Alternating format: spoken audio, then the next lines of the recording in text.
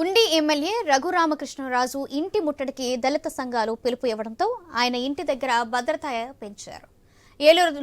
ఏలూరుపాడులో police picket ఏర్పాటు చేశారు. పశ్చిమ గోదావరి జిల్లా కాళ్ల మండలం ఏలూరుపాడులోకి బయట వారు ఎవరూ రాకుండా కట్టడి చేస్తున్నారు. ఏలూరుపాడులో ఏర్పాటు చేసిన అంబేద్కర్ ఫ్లెక్సీని RRR చించివేశారని దళిత సంఘాలు ఆయనపై బగ్గుమంటున్నాయి. అయితే ఈ వివాదంపై ఎమ్మెల్యే రఘురామకృష్ణరాజు వివరణ ఇచ్చారు. ఊరిలో ఉన్న వినాయక మండపం నాగదేవత పుట్టకు అడ్డుగా ఉన్న ఫ్లెక్సీ కర్రను పక్కకు పెట్టడమే తప్పు ఎవరిని అనుమానించలేదంటున్నారు.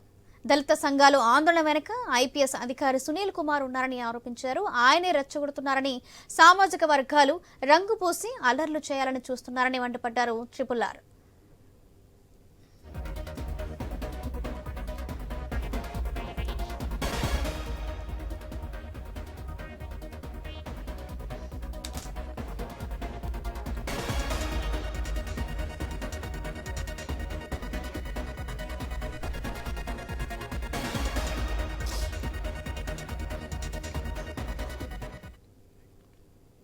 ఉండి ఎమ్మెల్యే రఘురామకృష్ణరాజు ఇంటి ముట్టడికి దళిత సంఘాలు పిలుపు ఇవ్వడంతో ఆయన ఇంటి దగ్గర భద్రత పెట్టారు.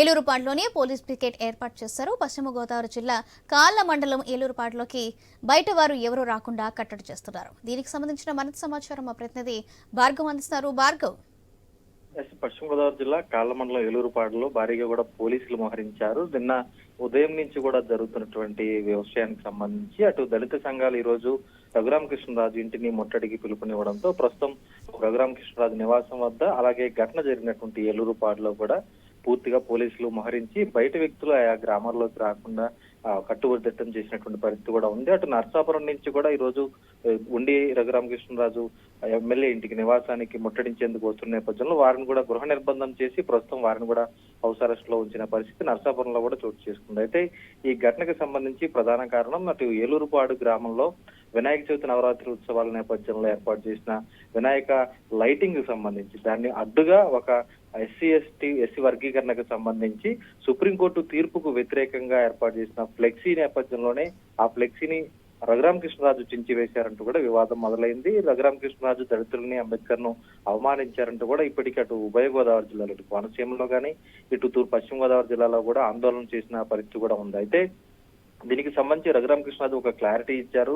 తాను ఏ అంబేద్కర్ ఫ్లెక్సీని కానీ దళిత సంఘాల ఫ్లెక్సీని కానీ చింపలేదని, కేవలం వినాయక మండపానికి అలాగే అక్కడే ఉన్నటువంటి నాగేంద్ర స్వామి పుట్టకు సంబంధించి అడ్డుగా ఫ్లెక్సీని ఏర్పాటు చేశారు. ఆ ఫ్లెక్సీని పక్కకు జరిపాను మాత్రమే తప్ప ఏ ఫ్లెక్సీని తాను చింపలేదంటూ కూడా ఆయన స్పష్టం చేశారు.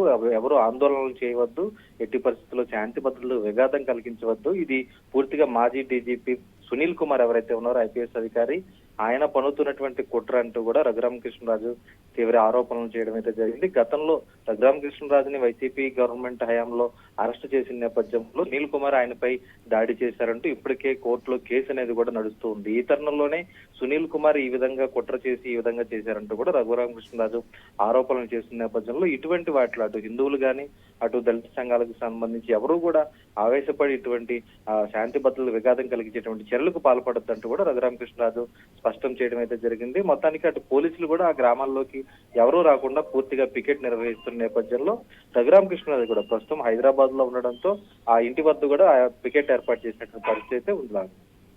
Right, thank you Bhargav.